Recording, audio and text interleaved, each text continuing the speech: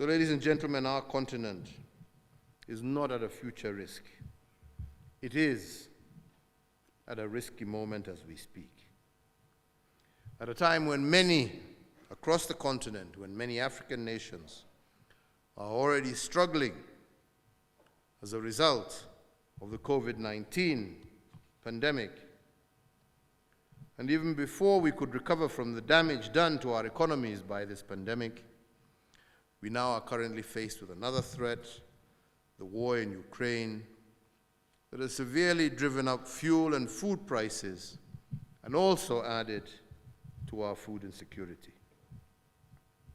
Indeed, this deadly, toxic cocktail of COVID-19, the Ukraine-Russian war, and climate change-related emergencies grow more deadly by the day.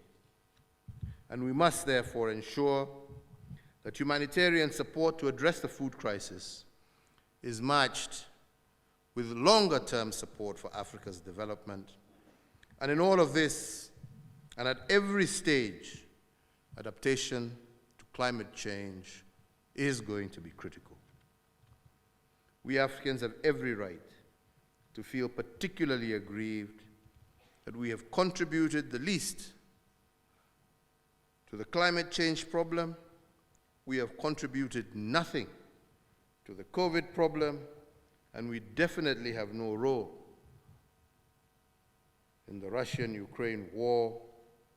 And yet, as I alluded earlier, as a continent, we are suffering more than any other part of our planet.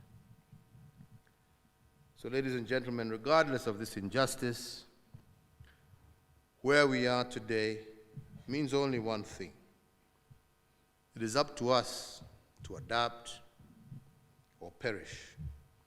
We have no choice, and we must act together, and we must do so fast, because the window of opportunity is closing on us. And this means there is no time to waste, and we must prioritize and without doubt invest massively in adaptation and resilience. And I do believe that the best way to do that is through the African Adaptation Acceleration Program. This, as I said earlier, is Africa's homegrown vehicle for channeling approximately $25 billion of investment to where they are needed the most and where they will achieve the greatest return. The African Adaptation Acceleration Program is a bold and creative step which takes us in the right direction, and it lays the foundation for economic growth while at the same time reducing the impact of climate shocks. This program is timely because while Africa's vulnerability to climate change is rising, so too is the gap between available finance for adaptation and the needs in terms of hard cash. In stark term, indications are that $33 billion is the quantum of financing currently required for adaptation annually, but today only a fraction of that, or just $6 billion is actually available.